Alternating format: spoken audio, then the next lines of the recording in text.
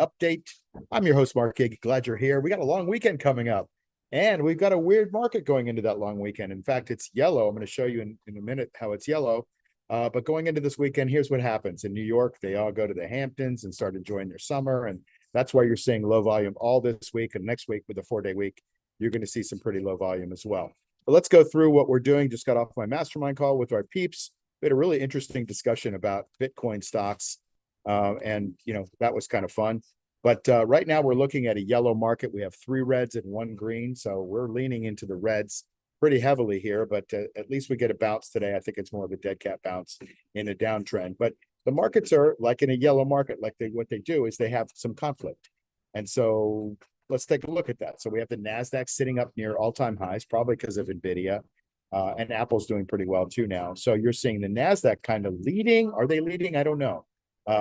It feels like they want to lead because the computers are doing well. The AI stuff is doing well. So the composite is at its all-time high. It's really only 1 day away from another new all-time high. Same thing with the S&P 500, sticking around that little tiny consolidation at its all-time high. But the Dow Jones Industrial Average, had a big down day yesterday, down 600 bucks, 600 points, whatever you call it. And it's heading down to that 50-day moving average and may test that 50, next week on light volume, and hopefully we'll get a bounce there. But, it made a new high at 40,000. It's a record high. It's something everybody was waiting to hit. And of course, it bounced down off that on low volume, which tells you that it might go down and test that 37,611. So we'll have to keep an eye on that. Right now, it may want to test the 50 on light volume and hopefully bounce. That's the next test that I see.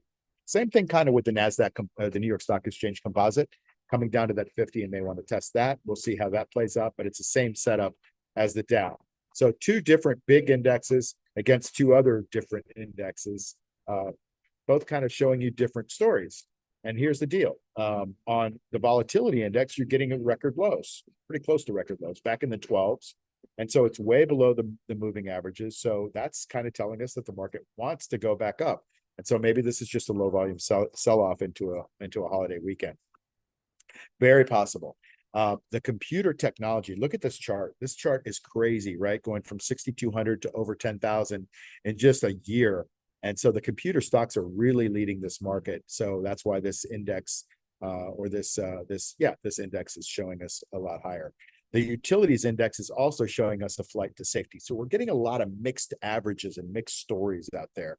So when you get this much run into the utilities index, first of all, people are going for some kind of a dividend. And then second of all, people are putting their money into things that are safe. Utilities aren't going anywhere. So people park their money in utilities. NVIDIA this week had a huge week. They reported numbers, blew numbers away. You can see this earnings per share down here at the bottom of I think it says 461% increase from last year. That's just ridiculous. And the stock went up $100, almost, more than 10%. And it's up near $1,100. And this stock can do no wrong right now. But you see this gap on the chart here. This is a concerning thing because gaps get filled. And it's going to want to come back and fill that gap at 960 or whatever that gap is.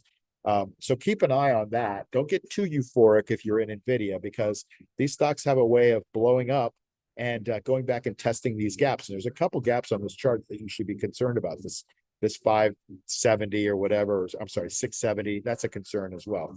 So when it corrects, it's going to correct big.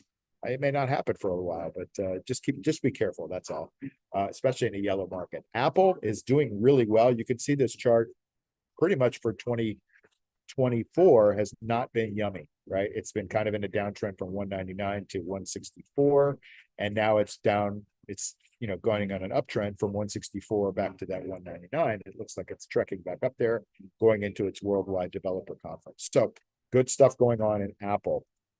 Let me keep going with a few more. Tesla looks like it's trying to hold its 50-day moving average. It keeps coming down, but when it comes down, it does it on low volume, which tells you that the sellers are dried up. And now buyers are coming in and kind of propping it up. To me, and I'm a Tesla bull, that's kind of a coiled spring.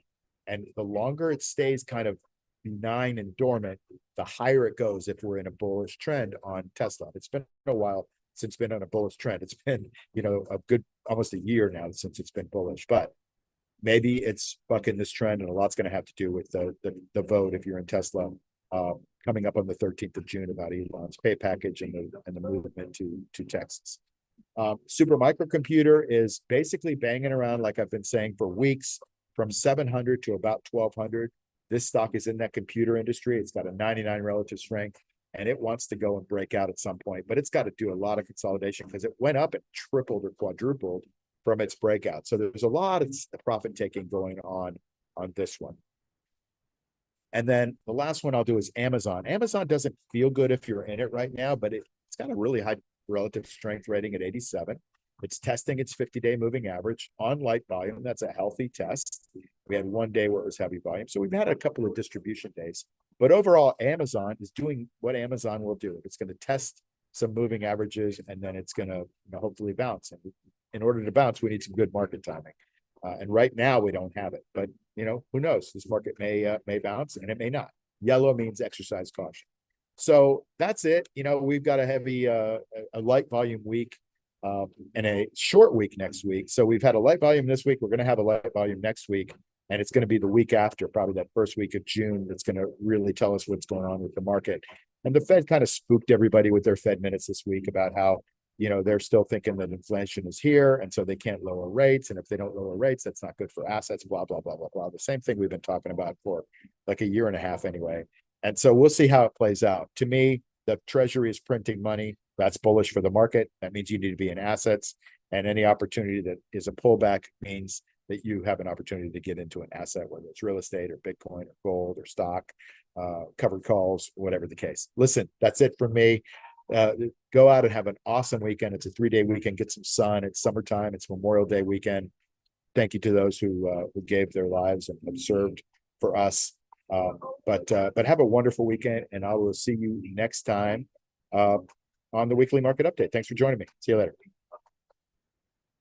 Oh, one thing. I have a income accelerator coming up on Wednesday. And so we just opened the cart. And if you want to learn how to do covered calls, go to, I'll put a link in the bottom here, but go to cashflowmachine.io/5-week workshop, right? 5-week workshop. Just a little plug, but if you wanted to get involved in doing some covered calls, it's a 5 week in a row, 2 hours